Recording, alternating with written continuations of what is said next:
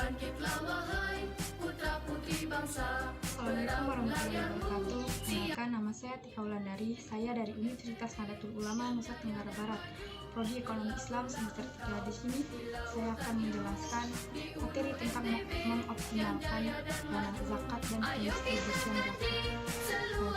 Video ini saya buat guna memenuhi tugas mata kuliah di manajemen bisnis. Seluas-luasnya ilmu teknologi agama dunia, jadilah semua insan-insan mulia, aswada di jiwa, Pancasila di dada, jadilah semua. Zakat adalah ibadah maliyah ijtimaiyah yang memiliki posisi sangat penting, strategis dan menentukan, baik dilihat dari segi ajaran Islam maupun dari sisi pembangunan kesejahteraan umat. Zakat juga dikatakan sebagai ibadah pokok karena zakat termasuk salah satu rukun Islam yang ketiga dari 5 rukun Islam. Sebagaimana yang diungkapkan dalam berbagai hadis Nabi, sehingga keberadaannya dianggap sebagai maklum minatin bid-darurah atau diketahui secara otomatis adanya dan merupakan bagian mutlak dari keislaman seseorang. Zakat juga sangat berpotensi sebagai upaya kemajuan perekonomian bagi mustahik, sehingga perlu diadakannya proses pengoptimalisasian zakat. Pada ilmu ekonomi, optimalisasi merupakan yang paling tinggi atau proses pencarian solusi yang terbaik.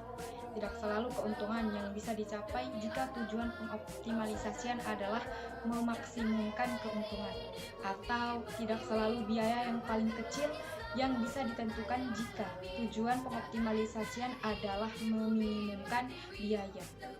Dalam pengelolaan zakat, diperlukan adanya pengoptimalan zakat, yaitu dengan mencari solusi terbaik sebagai cara supaya meningkatkan kesadaran masyarakat untuk mengeluarkan zakat, sehingga zakat bisa menjadi optimalisasi untuk dapat membantu perekonomian masyarakat.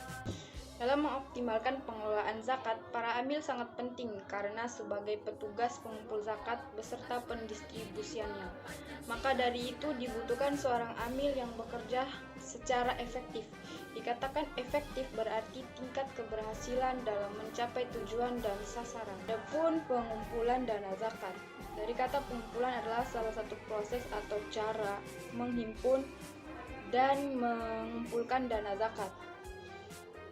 Agar perhimpunan dana zakat bisa optimal, petugas harus menerapkan mekanisme perhimpunan yang benar dan profesional. Di antaranya sebagai berikut. Pertama, melakukan pendataan oleh muzaki. Dilakukan dengan cara mengidentifikasikan sumber-sumber zakat yang ada dan dilakukan berdasarkan potensi ekonomi yang ada di suatu wilayah. Yang kedua, melakukan usaha penggalian sumber zakat dengan dua pola. Yang pertama, aktif mendatangi tempat muzaki untuk menyerahkan zakatnya. Bila ada di antara muzaki yang tidak mau atau enggan membayar zakat, maka amil berhak memaksanya dan sekaligus memberi sanksi. Hal ini menurut Ibnu Abidin, seperti yang dikutip oleh Abu Zahra, mengatakan bahwa zakat itu harus ditarik oleh petugas atau amil, karena penarikan zakat adalah demi melindungi kepentingan umat. Zakat mengandung perlindungan. Bila tidak ada perlindungan, tidak ada penarikan. Cara yang ketiga yaitu bekerjasama dengan lembaga perbankan untuk memberikan kemudahan bagi pengelola zakat dalam menghimpun dana zakat dan muzaki dengan membuka rekening pembayaran zakat. Adapun proses mencatat dan membuktikan hasil pengumpulan zakat oleh amil zakat dan strukturnya sebagai berikut. Yang pertama itu katabah atau mencatat para wajib zakat. Yang kedua yaitu hasabah, orang yang menaksir atau perhitungan zakat. Yang ketiga adalah jubah atau petugas yang menarik zakat dan dari para muzaki. Yang keempat, khazanah atau menghimpun dana dan memelihara zakat. Yang kelima, qasamah, yaitu menyalurkan zakat pada mustahik. Penjelasan selanjutnya tentang pendistribusian dana zakat, yang dimana dana zakat akan dibagikan atau disalurkan ke beberapa orang atau beberapa tempat. Dana zakat yang telah dikumpulkan oleh para lembaga amil zakat harus segera disalurkan kepada para mustahik sesuai dengan program kerja lembaga amil zakat.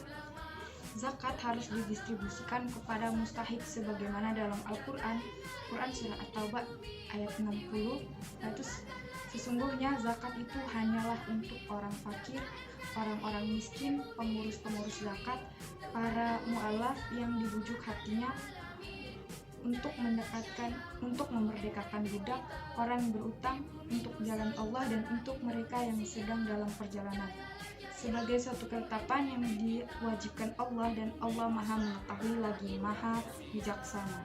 Agar dapat melakukan pendistribusian yang efektif, maka aspek sosial ekonomi perlu mendapatkan tekanan. Dana zakat tidak diprioritaskan untuk kebutuhan konsumtif, tapi harus bersifat produktif.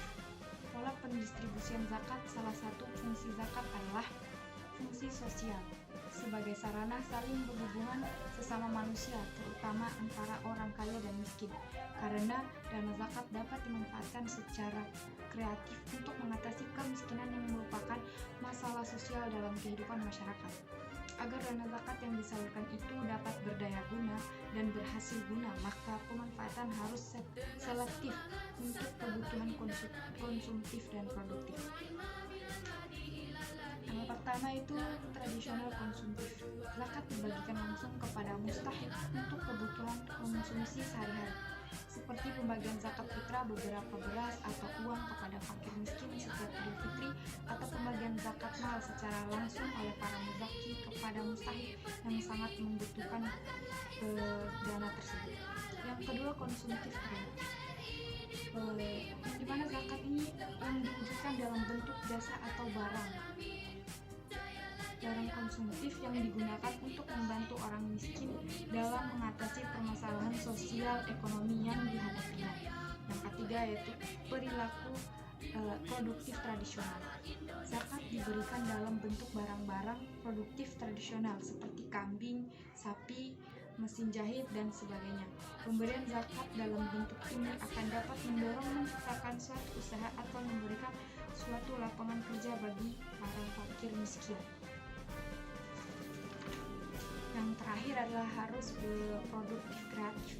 Zakat yang diwujudkan dalam membentuk pemberian modal bergulir, baik untuk pemodalan proyek sosial seperti membangun sarana sekolah, sarana kesehatan, atau tempat ibadah, maupun sebagai modal usaha untuk membantu bagi pembangunan usaha para pedagang atau pengusaha kecil. Baik, itu tadi penjelasan saya tentang mengoptimalkan pengumpulan dan pendistribusian zakat. Mungkin ini saja yang bisa saya sampaikan. Jika ada kesalahan atau kekurangan, mohon dimaafkan, karena kesempurnaan berasal dari Allah SWT dan kekurangan berasal dari diri saya sendiri. Billahi taufiq wal hidayah. Wassalamualaikum warahmatullahi wabarakatuh.